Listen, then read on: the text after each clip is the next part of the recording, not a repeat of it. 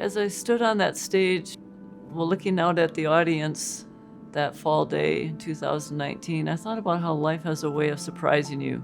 If you had told me a few years prior to that I'd be on a stage singing to a group of professional songwriters, singing a song that I had written that really wasn't what I had thought my path would have been.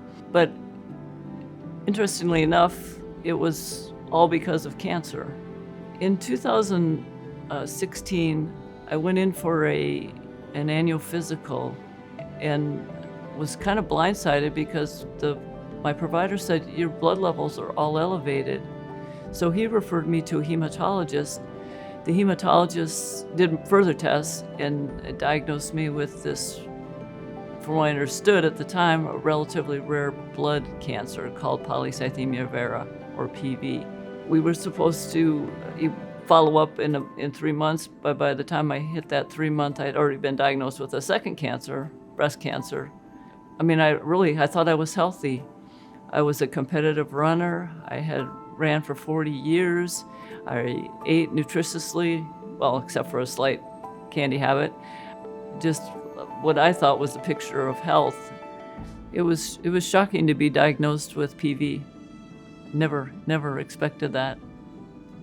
In hindsight, I realized that I probably had it for many, many years, just didn't know it. I had a lot of the symptoms that were consistent with polycythemia vera. I also had a lot of fatigue. I remembered frequently doing the head nod, driving home from work at the end of the day, and I had a pretty full schedule. When my kids were young, doing a lot of, bringing kids back and forth to different events and such, but it just always seemed like I was a little off and always tired. It never seemed like even no matter how much I slept, that I was ever felt really great. I also had a lot of inflammation, and inflammation caused foot pain, and the foot pain really precluded me from continuing on with my running path. So my dream of being that 85-year-old woman running a 5K race kind of just went out the window. When I was diagnosed, I figured I had two options. I could waffle in self-pity, or I could move forward. I chose the latter. I started looking for a new niche, for lack of a better, to survive my new normal that I have now with cancer. One of the things that I found out about was a songwriting retreat. So I signed up for this retreat in Hallettsville, Texas, and spent a week learning the songwriting craft. I wanted to write an upbeat cancer song because by that time in my cancer journey, things had been looking up. Within about 45 minutes, we crafted this song called You Can Go.